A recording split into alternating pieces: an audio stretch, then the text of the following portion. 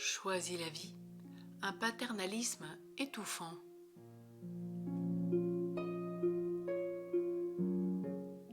Le père symbolise pour l'enfant l'altérité et l'extériorité objective qui le sauve de la fusion narcissique avec sa mère. C'est en sollicitant l'enfant d'une façon qui éveille son intérêt pour la nouveauté, la différence, que le père lui donne le désir de découvrir son identité propre pour vivre sa vie. Tout sentiment de peur face à une altérité menaçante provoquera une attitude régressive, un retour à l'état de fusion narcissique avec la mère.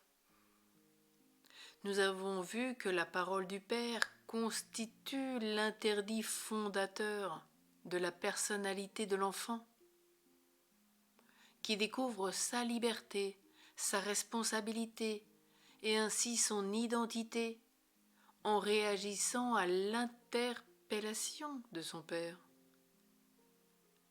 Mais si, au lieu d'ouvrir l'espace du dialogue, l'interdit, interdit, signifie au contraire que toute réponse est défendue.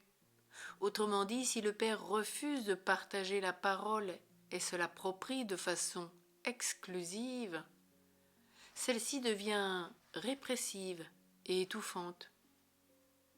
Là où le droit à l'expression est refusé, la paternité se pervertit en paternalisme, qui, au lieu de favoriser la construction de la personnalité de l'enfant, va tout au contraire l'inhiber.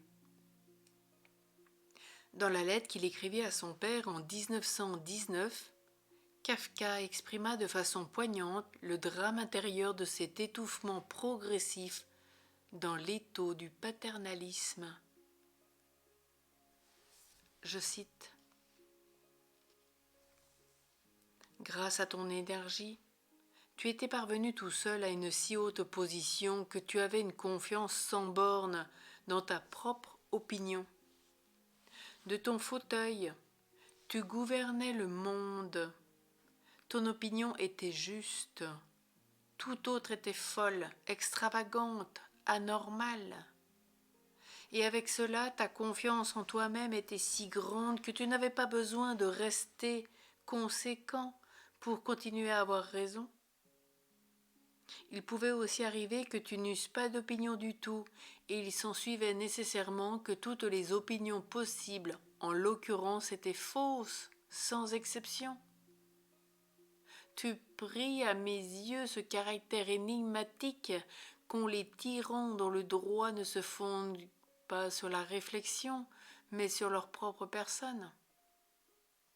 Ton jugement négatif pesait dès le début sur toutes mes idées indépendantes de toi en apparence. Je ne parle pas de ce que je ne sais quelle idée supérieure, mais de n'importe quelle petite affaire d'enfant. Il suffisait simplement d'être heureux à propos d'une chose quelconque, d'en être empli, de rentrer à la maison et de le dire.